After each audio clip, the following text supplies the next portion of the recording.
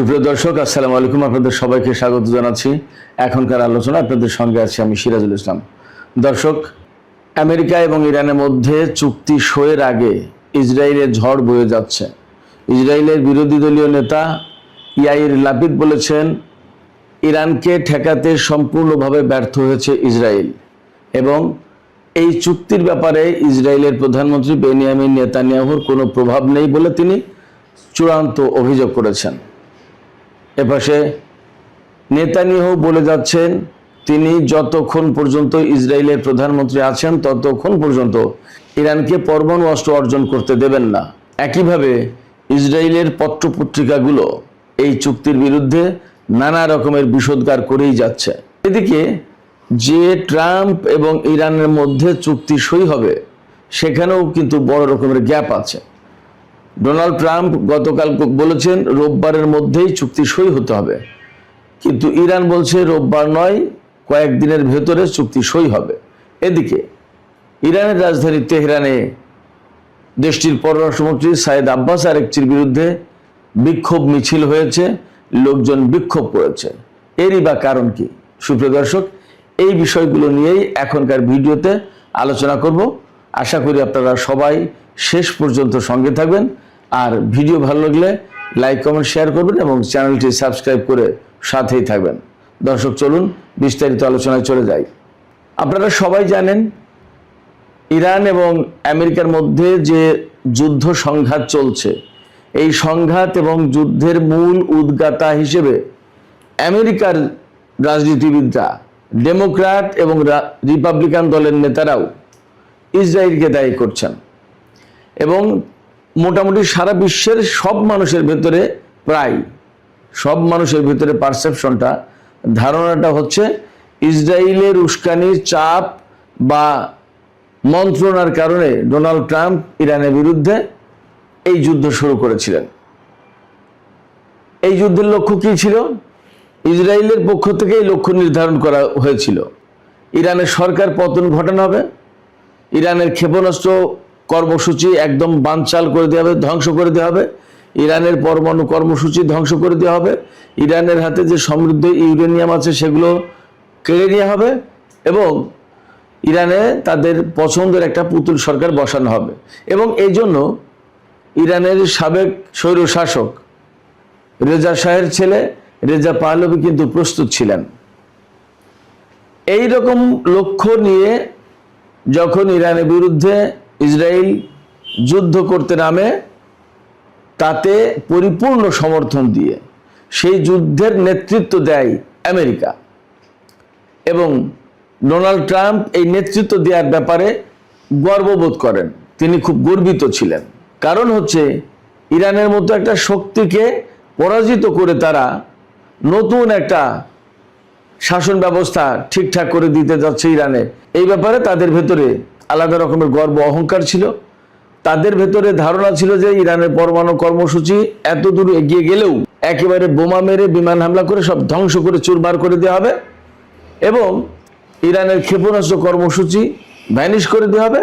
নতুন একটা মধ্যপ্রাচ্য গড়ে উঠবে যেখানে আমেরিকা এবং ইসরায়েলের একেবারে সীমাহীন প্রভাব প্রতিপত্তি থাকবে, কেউ তাদেরকে বাধা দেওয়ার মতো থাকবে না।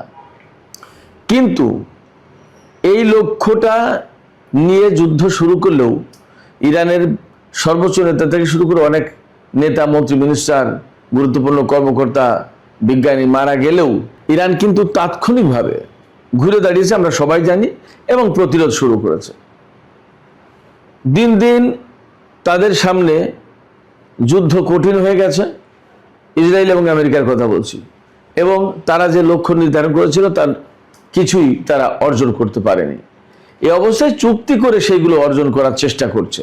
ডোনাল্ড ট্রাম্প যদিও বারবার বলছেন যে না, এই যুদ্ধ আমেরিকার স্বার্থেই আমি শুরু করেছি, ইসরায়েলের স্বার্থে না। কিন্তু আমেরিকার সমস্ত রাজনীতিবিদ, গবেষক, বিশ্লেষক, সাংবাদিক মোটামুটিভাবে প্রায় সবাই বলছে, এমনকি আমেরিকার যে ফক্স নিউজ, এটা রিপাবলিকান দলের একেবারে বলা যায় যে মুখপত্র, এই মুখপত্র তারাও ঠিক সাপোর্ট দিতে পারছে না ডোনাল্ড ট্রাম্পকে, রিপাবলিকান দলকে, যে এই যুদ্ধ আমেরিকার স্বার্থে শুরু করা হয়েছে। তো যাই হোক, এই যে আমেরিকা এবং ইসরায়েলের লক্ষ্যগুলো ছিল, সেই লক্ষ্য অর্জন করা যুদ্ধের মাধ্যমে সম্ভব হলো না, এখন চুক্তির মাধ্যমে সম্ভব করতে চাই। ইরান তো সেই কথা প্রথম থেকেই বলে আসছে, যা তোমরা যুদ্ধের মাধ্যমে পারোনি তা চুক্তির মাধ্যমে পাবে কিভাবে? আশ্চর্য কথা। ফলে আমেরিকা বা ইসরায়েলের চাওয়া মতো ইরান কোনো চুক্তিতে যাচ্ছে না। এ কারণে ইসরায়েলের বিরোধী দলের নেতা ইয়াইর লাপিদ, এই ইয়াইর লাপিদ একসময় কিন্তু কিছুদিন প্রধানমন্ত্রী ছিলেন, তিনি বলছেন যে নেতানিয়াহু সম্পূর্ণভাবে ব্যর্থ হয়েছে, ইরানের সরকার পরিবর্তন করতে পারেনি, ক্ষেপণাস্ত্র প্রতিরক্ষা কর্মসূচি বা ক্ষেপণাস্ত্র কর্মসূচি ধ্বংস করতে পারেনি, পরমাণু কর্মসূচি ধ্বংস করতে পারেনি, তাদের হাতে যে সমৃদ্ধ ইউরেনিয়াম ছিল সেগুলো অক্ষত অবস্থায় রয়েছে, নিতে পারলো না। তাহলে কি করলো যুদ্ধ করে? আপনারা খেয়াল করুন, ইসরায়েল একটা রাষ্ট্র হিসেবে স্বীকৃত জাতিসংঘে, আমরা সেই হিসেবে ইসরায়েলকে রাষ্ট্র হিসেবেই ধরে নিচ্ছি। তো ইরানও তো জাতিসংঘের স্বীকৃত একটা রাষ্ট্র, বৈধ রাষ্ট্র, সে সদস্য, এবং কোন কোন কমিটির তো ইরান দায়িত্ব পালন করে। তো সেই দেশের সরকার পরিবর্তন করে দেবে, ইরান এনপিটিতে সই করা দেশ হিসেবে পরমাণু কর্মসূচি পরিচালনা করতে পারে, অথচ তার পরমাণু কর্মসূচি ধ্বংস করে দেবে, তার নিরাপত্তা রক্ষার জন্য, তার জাতীয় সার্বভৌমত্ব রক্ষা করার জন্য তার ক্ষেপণাস্ত্র প্রতিরক্ষা ব্যবস্থা, ক্ষেপণাস্ত্র কর্মসূচি থাকতে পারে, সেইটা ধ্বংস করে দেবে। অন্যদিকে আমেরিকা এবং ইসরায়েলের হাতে সমস্ত সবকিছুই থাকবে। এটা কেমন দাবি এবং কেমন যুক্তি, কেমন কথা? এবং জাতিসংঘ নামক একটা আন্তর্জাতিক প্রতিষ্ঠান, যার দায়িত্ব বিশ্বের শান্তি প্রতিষ্ঠা করা, ন্যায় বিচার প্রতিষ্ঠা করা, শোষণ বৈষম্য বঞ্চনার নির্মূল করা, সেই প্রতিষ্ঠান থাকার পরেও, সেই জাতিসংঘ থাকার পরেও তার চোখের সামনে, তার মুখের সামনে এগুলো কথা বলে, তার পক্ষে থেকে কোনো ব্যবস্থা নেওয়া হয় না। এটা কেমন কথা? ইরানের পরমাণু কর্মসূচি থাকবে কিনা, তার ক্ষেপণাস্ত্র কর্মসূচি থাকবে কিনা, তার হাতে রকেট কর্মসূচি থাকবে কিনা, তার সরকার কেমন হবে, এই সমস্ত সবকিছু সেই দেশের জনগণ এবং সেই দেশের সরকার ঠিক করবে। কি আমেরিকা ইসরায়েলের কথাই চলবে? আমেরিকা ইসরায়েলের কথাই যদি চলে, তাহলে তো বিশ্বে গণতন্ত্র বলে কিছু থাকবে না, তাদের কথাই উদ্বোস করতে হবে সারা পৃথিবীর মানুষকে। এটা কি যুক্তিযুক্ত কথা হতে পারে? এবং জাতিসংঘ তাহলে থাকার দরকার কি? তার চেয়ে আমেরিকা এবং ইসরায়েলের কাছে দুনিয়ার সমস্ত বিচার আচার দিলেই তো হয়, তারাই যখন মালিক মুক্তার। ব্যাপারটা তো এই পর্যায়ে যায়, এই কথা তো বলা যায়। আশ্চর্য হই, ইসরায়েল ইরানের শত্রু বলে ইরানের সমস্ত সবকিছু কর্মসূচি ধ্বংস করে দিতে হবে। এখন ইরান যদি বলে ইসরায়েলের সমস্ত সবকিছু ধ্বংস করে দিতে হবে, তাহলে কি হবে? এবং ইরান যদি কখনো ইসরায়েলের উপর এরকম বোমা হামলা শুরু করে, এরকম সরকার পরিবর্তনের চেষ্টা করে, দেশটা দখল করে নেওয়ার চেষ্টা করে, অথবা তার সমস্ত সামরিক কর্মসূচি যদি ধ্বংস করে দেয়, তখন কি হবে? এটা কি ভালো কাজ হবে? ভালো কাজ হবে বলতে, এক দেশ আর এক দেশের উপর যদি এইভাবে চালাতে থাকে, তাহলে বিশ্বের শান্তি যাবে কোথায়?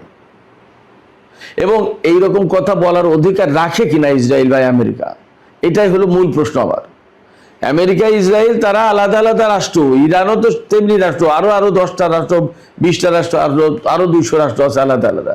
প্রত্যেকে যার যার মতো করে কর্মসূচি তার জাতীয় স্বাধীনতার সার্বভৌমত্ব রক্ষার জন্য। এ তো আমেরিকা ইসরায়েলকে কর দিয়ে একটা কিছু করতে হবে তা তো না, এটা তো হতে পারে না। এটা তো জঙ্গলের আইন হলো, এটা তো জাতিসংঘের আইন, এটা তো সভ্য সমাজের আইন হতে পারে না। যুদ্ধ করে এত কিছু করে যখন কোনো কিছুতে হচ্ছে না, মার্কিন রাজনীতিবিদরা খানিকটা বুঝেছেন আমার বিশ্বাস। এই বোঝার পরে নেতানিয়াহুকে খানিকটা মাইনাস করে দিয়ে এই যুদ্ধ থেকে আমেরিকাকে বের করে দিতে চাইছেন, এবং এই জন্য ইরানের সাথে দ্রুত একটা চুক্তি করতে চান। এই জায়গায় ইসরায়েলের মারিফ পত্রিকা, ওয়াইনেট পত্রিকা, জেরুজালেম, বিভিন্ন রকম পত্রিকা এক এক ধরনের কলাম লিখছে, মন্তব্য প্রতিবেদন ছাপাচ্ছে, আরো বিভিন্ন রকমের বক্তব্য বিবৃতি আসছে যে নেতানিয়াহু ইরানের উপর খুব প্রভাব বিস্তার করতে পারলো না, খুব দুঃখজনক। ডোনাল্ড ট্রাম্পের উপর প্রভাব বিস্তার করতে পারলো না, দুঃখজনক। এই চুক্তি ঠেকাতে পারলো না। এই চুক্তি হয়ে গেলে ইরান তার পরমাণু কর্মসূচি আবার নতুন করে নির্মাণ করতে পারবে, তার ক্ষেপণাস্ত্র কর্মসূচি থাকলো, তার সরকার তো সেই ইসলামী সরকারই থাকলো। এই সমস্ত কথা বলছে, কি কান্নাকাটি, কি চেঁচামেচি, তুফান বয়ে যাচ্ছে, ঝড় বয়ে যাচ্ছে ইসরায়েলি গণমাধ্যমে। অদ্ভুত ব্যাপার। একটা স্বাধীন রাষ্ট্র, তার স্বাধীনতা সার্বভৌমত্ব নিয়ে স্বাধীনভাবে বাঁচার কোনো অধিকার নেই। ইসরায়েলের পত্রপত্রিকার বক্তব্য, লেখা, বিশ্লেষণ দেখলে তাই মনে হয়। আমি আবারও প্রশ্ন তুলি, কেমন সমাজ, কেমন কথা, কেমন যুক্তি, এ কেমন মানবতা? এদের কাছে মানবতা প্রত্যাশা করে খুব একটা লাভ আছে বলে তো মনে হচ্ছে না। অথচ আমেরিকা রাত দিন গণতন্ত্রের বুলি আওড়ায়, মানবাধিকারের কথা বলে, আইনের শাসনের কথা বলে। এ কেমন আইনের শাসন, কেমন মানবাধিকার, কেমন গণতন্ত্র? এই যে আমেরিকা ইসরায়েল যুদ্ধটা করলো ইরানের উপরে, তাতে কত মানুষ মারা গেল? তার বেশিরভাগই তো বেসামরিক মানুষ। এই মানুষের জীবনের মূল্য কি, কে দেবে? যেখানে আমাদের দেশে একটা শিশু মারা গেছে, বা এই যে 8 দিন হাসপাতালে শিশু মারা গেল, সেই জায়গায় অনেক জরিমানা করা হচ্ছে, বা কোথাও কোনো অ্যাক্সিডেন্টে যদি কেউ মারা যায়, মামলা করলে বা সমাজে বিচার আচারে জরিমানা দেওয়া হয়। জীবনের মূল্য আছে। এই যে হাজার হাজার মানুষ এরা হত্যা করে ফেলছে, এদের জীবনের কোনো মূল্য নেই। এটা কেমন আইন, কেমন শাসন? যাই হোক, আমেরিকা এবং ইরানের মধ্যে আজকে যে চুক্তি হওয়ার কথা বলে ডোনাল্ড ট্রাম্প দাবি করছেন, ইরান সে ব্যাপারে স্ট্রংলি আপত্তি জানিয়েছে যে রোববারে চুক্তি হবে এমন কোনো কথা নেই, কয়েকদিনের ভেতরে চুক্তি হবে। আর ডোনাল্ড ট্রাম্প বলছে আজকের ভেতরেই চুক্তি হবে, এবং তিনি আবার হুমকিও দিচ্ছেন। এখানে আরো মেজর কিছু ব্যাপার রয়েছে, যেমন মতপার্থক্য। আমেরিকা বলছে চুক্তি হওয়ার সাথে সাথে হরমুজ প্রণালী একদম পুরোপুরি খুলে দিতে হবে সবার জন্য। আবার ইরানের পরমাণু কর্মসূচির ব্যাপারে মারাত্মক রকমের সীমাবদ্ধতা আরোপ করবে, এবং ইরানের হাতে যে সমৃদ্ধ ইউরেনিয়াম আছে সেইগুলো আমেরিকা নিয়ে ধ্বংস করে ফেলবে।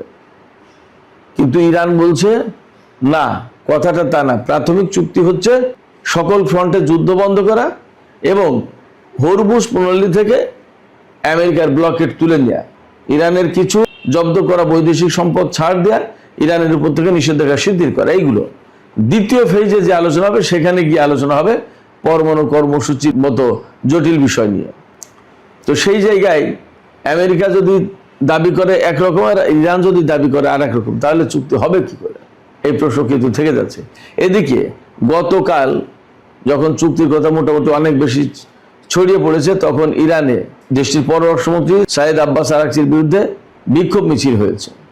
জনগণ, বেশ কিছু সংখ্যক লোক ইরানে বিক্ষোভ মিছিল করেছে। তাদের দাবি যে আমেরিকার সাথে ইসরায়েলের সাথে কোনো চুক্তি হতে পারে না, কারণ তারা আমাদের সর্বোচ্চ নেতাকে হত্যা করেছে, ইরানের বহু সংখ্যক মানুষ হত্যা করেছে, শিশু নারী হত্যা করেছে, স্কুল গোয়িং ছাত্রীদেরকে হত্যা করেছে, বহু প্রতিষ্ঠান ধ্বংস করেছে, এবং সর্বোচ্চ নেতা থেকে শুরু করে সরকারের গুরুত্বপূর্ণ মন্ত্রী, মিনিস্টার, কর্মকর্তা, বিজ্ঞানী তাদেরকে হত্যা করেছে। অতএব আমেরিকা ইসরায়েলের বিরুদ্ধে প্রতিশোধ নিতে হবে, কোনো চুক্তি হবে না। তাদের কথা হচ্ছে এই। সেক্ষেত্রে ইরান সরকার চাইলেই যে চুক্তি করে ফেলতে পারবে মনে হচ্ছে তাও না। দেখা যাক কি হয়। তো আমার কাছে মনে হচ্ছে যে এই চুক্তি আজই সই হচ্ছে না, এ নিয়ে সময় লাগবে। ডোনাল্ড ট্রাম্প কিন্তু কালকে আবার হুমকি দিয়েছেন। এই হুমকিটাকেও ইরান কিভাবে দেখবে সেটা একটা গুরুত্বপূর্ণ ব্যাপার। তো সুপ্রিয় দর্শক, এখনকার আলোচনা এখানে শেষ করতে চাইছি। যাবার আগে আমি আপনাদের কাছে প্রশ্ন করতে চাই, ইরান এবং আমেরিকার মধ্যে কিন্তু এখনো মত পার্থক্য রয়ে গেছে। যদিও ডোনাল্ড ট্রাম্প বলছেন যে রোববারের ভেতরে চুক্তি, আপনাদের কাছে কি মনে হচ্ছে এই চুক্তি আদৌ সই হবে কিনা? কারণ গ্যাপ কিন্তু অনেক বড়। আপনাদের মতামত কমেন্টে জানাতে পারেন। আর ভিডিও ভালো লাগলে লাইক কমেন্ট শেয়ার করবেন এবং চ্যানেলটি সাবস্ক্রাইব করে সাথেই থাকবেন।